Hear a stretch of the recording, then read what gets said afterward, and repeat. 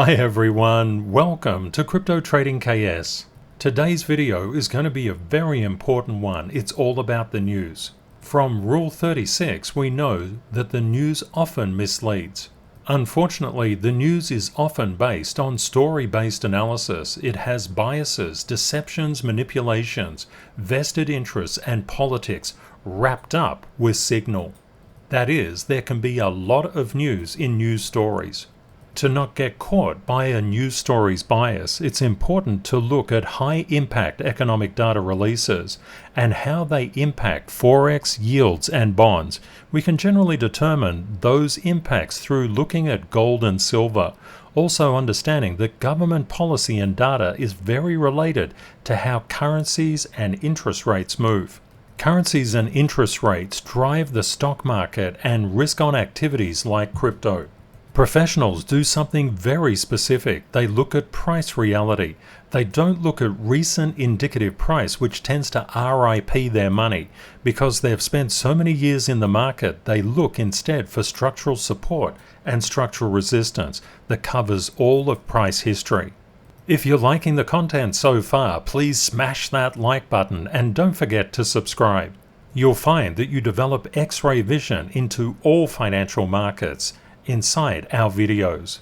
When it comes to the news, just be aware of vested interests. If you're going to ask a banker about Bitcoin and crypto, don't bother.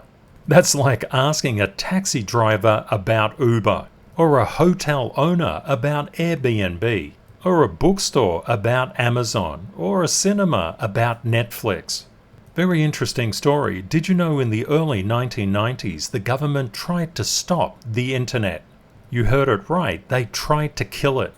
Why so? Because they owned the phone companies, the telecommunication services, and also the postal services. They said if this internet gets out, oh my goodness, there'll be no need to send mail. And there were email to fax gateways back then, when faxes existed. So the phone companies said, oh no, we've got to kill the internet. The discussions from the government about the internet back in the early 1990s were not positive for the internet. Surprise, surprise. If you get a chance to watch the film Dumb Money, it's highly recommended. And thank you to Tails for your comment, my friend. When it comes to social media, there's a news story safety guide that you'll need to apply. You need to assess biased and vested interests. Is it the government, just back in the early 1990s, trying to save their telecommunications providers and carriers, and also the postal service from those pesky things called email? Is a hotel giving a in-depth assessment of why you shouldn't Airbnb? Is a taxi service saying that you shouldn't take Uber? It's just unsafe. The key is all news stories will have signal and noise. Signal is something that you need to pay attention to. Noise is something absolute trash. It's all about bias. A highly biased news story means that you can't trust it.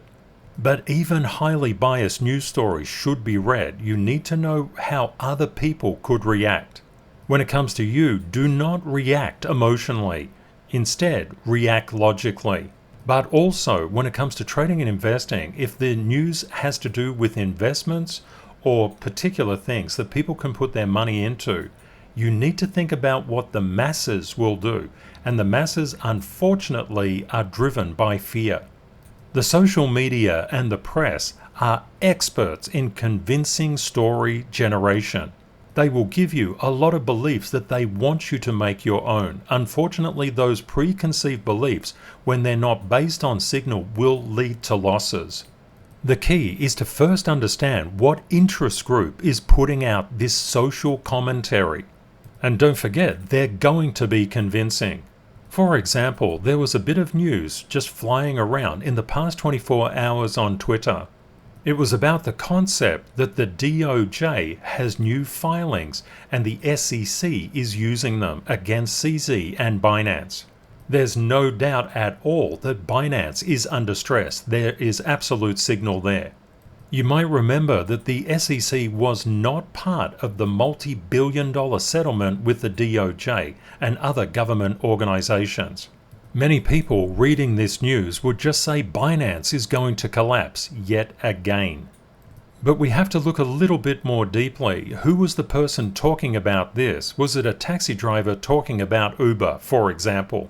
Of course not. It was a former senior counsel for, goodness gracious me, the SEC Enforcement Division, and a former chief of the US Securities Office for Internet Enforcement. Clearly, this person is siding with the government. That doesn't mean it's all noise. There is some signal in this article. A lot of people know Max Kaiser as a Bitcoin maxi. Even Michael Saylor says that Max is a Bitcoin high priest. And there's no question about it, Max loves Bitcoin. He's been known to get on stage and say, "I'll never sell, I'll never sell." The real issue when Max talks is Max as a Bitcoin maxi going to promote alts such as Bitcoin ordinals? The answer is absolutely not. Is Max going to promote altcoins such as that dirty Ethereum thing or Solana or ADA? Absolutely not. Bitcoin is for Max and Max is for Bitcoin.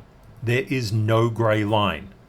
You'll find that there are other people who are altcoin maxis who just don't want a bar of Bitcoin. They say it's too expensive. Everybody has their own biases, but as professionals we need to walk the middle ground. And that is a professional trader, not a professional person, a professional trader. Traders have no biases. Traders are experts in timing. We need to know the mass reactions of people and just don't get swept up in it. We need to maintain our independence. To do this, we look at the actual price. We separate signal versus noise. We look for the reality. We find the truth in the charts. For example, if something's plummeting, it will be evident the price will be going down. And then it all comes down to structural support and resistance levels. Having spent nearly 4 decades inside financial markets, you must look at the actual price and disregard a whole whack of news. But there is something to bear in mind. You must always know how the masses will approach the news stories that circulate. For example, recently I told everybody I was weighing in to BNB. I've since sold all my positions, and that was just a natural outcome of where the market was. Will I layer back into BNB? I'm just pausing for a little while, and you remember with BNB I did pause previously as well. You'll find with practice you'll reduce the fear and increase your confidence. You need to be aware of negative news stories, but just don't overreact to them. The legal process is a long drawn out process. Smart money always profits first, so we will see price reality actually reflecting what we need to pay attention to. I'd like to do a call out to Call Me Sledge, who popped this comment in yesterday's video. Call Me Sledge said, "I'm focusing my trading on Borsog, which is buy on red, sell on green, the ultimate form of DCA. Thanks to the CTKS method service that provides X-ray vision of the market, unlike retail support and resistance. I placed a buy order with coffee money and it hit, and after about 7 hours I sold it for a nice profit. The annualized return on investment was amazing. Congratulations, my friend." The real question, with so many news stories floating around, how do we walk the middle ground? The first thing is to understand how financial markets actually work. We have high impact economic data releases, such as the CPI, inflation, employment, GDP. The high impact economic data releases recently, the inflation rate year on year, the forecast and the actual came in just right bang on. Core inflation rate year on year and month on month came in as completely expected. The inflation rate month on month came in a little bit higher, and the CPI came in a little bit higher as well. High impact economic data releases will impact the Tier 1, Tier 2 and Tier 3 charts. The Tier 1 charts are the engine of financial markets globally. To walk the middle ground, we must understand the structural support and resistance levels of the Tier 1, Tier 2 and Tier 3 charts. Often we see the structural support and resistance levels on lower tiers giving us an indication of what could happen with upper tier charts. A big thank you to TF Theta, who said, Borsog buying on red, selling on green, in confidence with the CTKS method service and professional mindset. You'll find when you know the structural levels, it takes all the pain and anxiety out of trading and investing. We've now understood what high impact economic data releases there were. How did that impact Forex, yields and bonds, gold and silver, and how did it flow to the stock market and crypto, looking at price reality, not story-based analysis? I'll summarize the movements really quickly for you using the timing cheat sheet. What we saw was that the potential yield and dollar weakness being reflected in gold, silver and the VIX. For example, the DXY went backwards, the yields went forwards, and gold and silver went forwards as well. This is not customary. What typically happens as the yields go forward, you can think of the US 2-year like your savings interest rate, the US 10-year as like your mortgage rate. When they go up, you expect gold and silver, which are highly rate and dollar sensitive, to come down. The market is saying, I don't believe you. I don't believe the Fed is going to increase rates. The euro maintained a reasonably positive direction and the Aussie dollar came back a little bit. See, you can see some not alignment or non-alignment between the Forex pairs. This is good to see because it means a changing environment. One thing that we did see, the VIX came down, junk bonds came up. That means risk on in terms of the stock market, which is open a massive 5 days per week, was on. And the S&P 500 rallied strongly over structural resistance and it's coming up into that fresh air gap as well. The Nasdaq did very well. Apple is coming up, but it does have structural resistance overhead. Tesla is coming backwards, but it does have structural support underneath. Microsoft and Nvidia did well. We've had a really small movement in terms of fear and greed. In the stock market, it was 68. It was 67 24 hours ago. But in the crypto market, it's come down substantially. There were over $500 million worth of liquidations in the crypto market yesterday.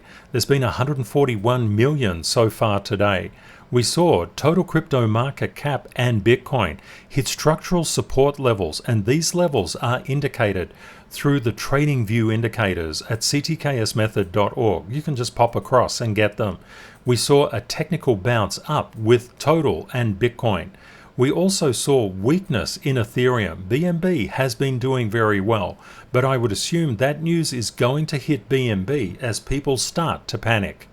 Solana is under a little bit of negative price momentum at the current time, and it's also coming up to a negative fresh air gap that could see Solana fall significantly. Be aware of your structural support and resistance levels. We don't mind the price goes down. We borsog, we buy on red. So that's not a bad thing if we've got continued momentum inside the markets. And that's shaping up to be the case because we can see the major indices are strong. Junk bonds are strong as well.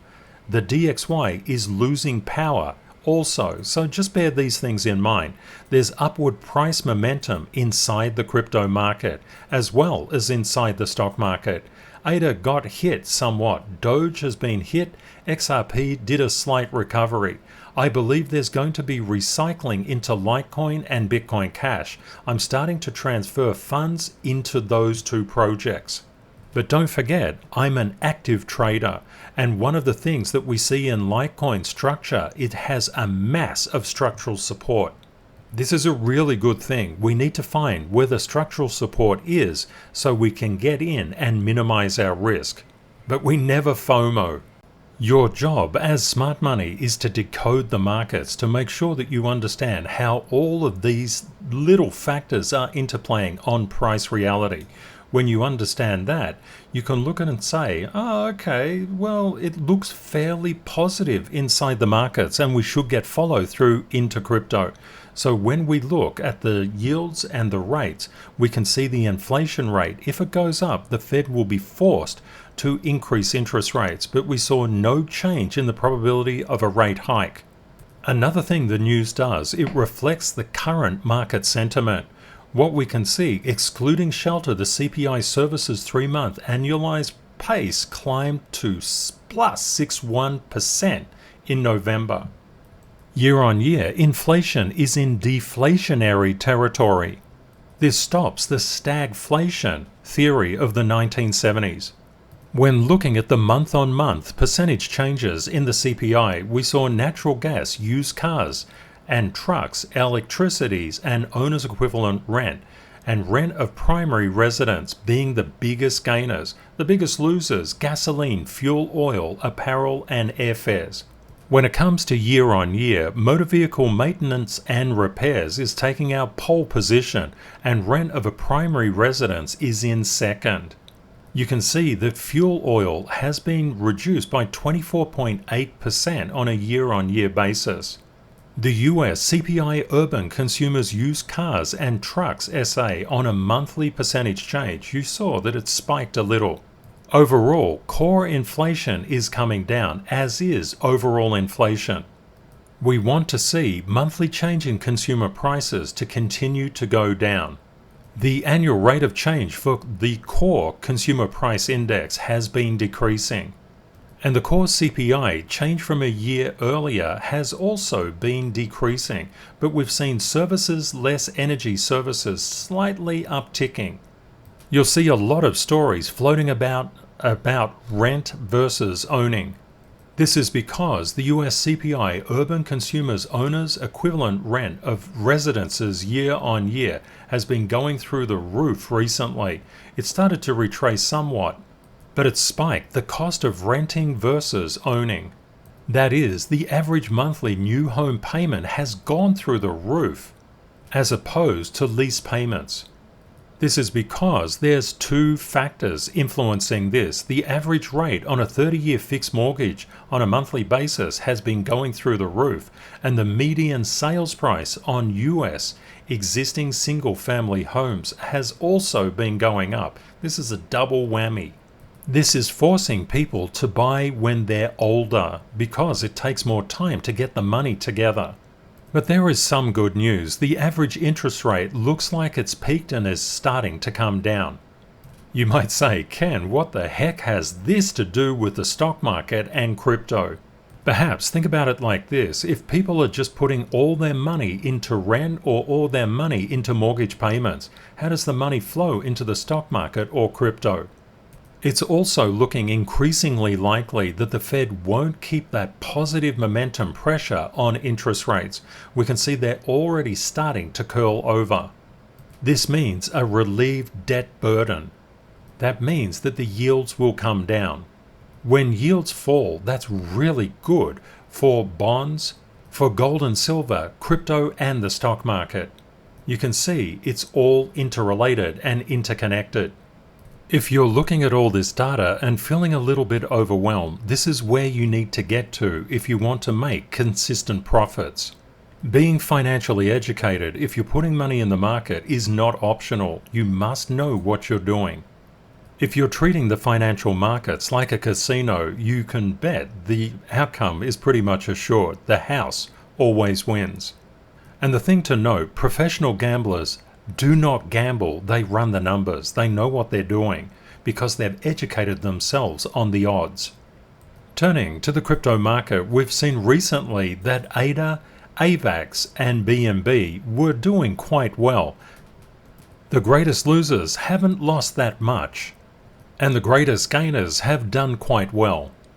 Talking about Max Kaiser and Audi, Max does not like ordinals at all.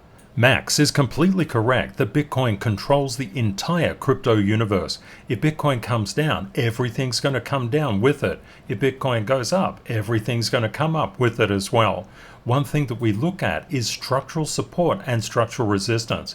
There is massive structural support between $39,188 and $41,034. We've seen Bitcoin come down, interact with that incredible buy opportunity and bounce. It's currently $41,503. One thing to just bear in mind, from your cheat sheet you already know, junk bonds are rallying. The market is not buying that the Fed will increase interest rates. That's why there's been negative pressure on the DXY.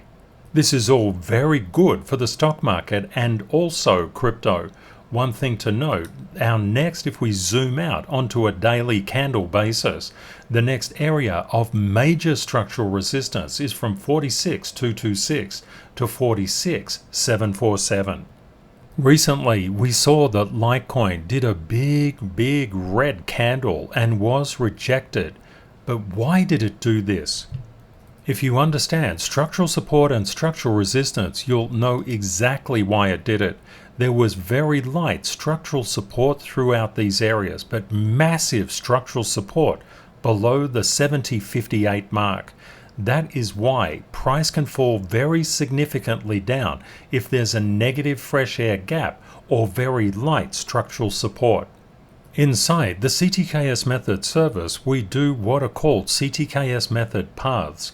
These predict based on structure where any specific chart that's represented by the service could go. We've seen Doge following the normalized positive price path. This red area signifies high impact economic data releases. What we've seen is it's not been following the consolidation or the negative case. This is really important to understand. If people were very negative on Doge and it's following the positive price path, it's important to change your outlook. Always embrace price reality. If we don't embrace reality, the market will crush us. Please let me know in the comments, what would you like to see more of on a daily basis? If we look at Bitcoin and the normalized positive price path for Bitcoin, we can see it really overextended, but it's pretty much come back to that normalized price path. That's why we draw them. These are available inside the service. The bankers are incredibly threatened by crypto. And coming from a banking and finance and law background, I can assure you that they're very threatened. Just like the bookstores were threatened by Amazon. One of the things that you might like to bear in mind, the regulators, just like they went after the internet providers in the early 1990s, they're going after the crypto exchanges in this current year. BNB is in the target of their crosshairs. They don't want to kill crypto, they want to own it. One thing to bear in mind, Solana and ADA were mentioned in the Coinbase and Binance lawsuits as potential securities. Please keep this in mind. We could see some negative price momentum if people start to panic about BNB. They're likely to panic about Solana and ADA. As far as we go with our Borsog, that's a very unique opportunity to create incredible annualized return on investments. Binance and the banks want to exert a lot of pressure over crypto exchanges because the banks want to own crypto. That's as simple as it gets. If you understand the hotels trying to own Airbnb, or the bookshops trying to own Amazon, or the taxi companies being major investors in Uber while smashing it to everybody else, you'll start to understand how the political game is manipulated, and it is pure manipulation. Even so, the EDX exchange, it trades Bitcoin, Ethereum, Litecoin, and Bitcoin Cash. Have your radar on those four. Knowing your structural support and resistance levels is absolutely critical. We saw the structural support levels on Bitcoin. It made it a very safe thing to lean into. But leaning in or leaning out is done with knowledge. You must understand how the markets work, and then be able to do your timing. If you're new to financial markets, this is the ultimate path to follow. When I started in financial markets nearly 4 decades ago, there was no internet. I had to read quotes off the newspaper. There was no YouTube, there was no source of free information and learning. Learn as much as you possibly can, but just be aware there are two types of people that teach. People who are learning, who are inexperienced, and who follow a retail mindset. And veterans. The veterans have been around a really long time and they understand the rules of the market. Have a great day or night ahead, my friends, and Kate and I look forward to catching up with you again tomorrow. Bye for now.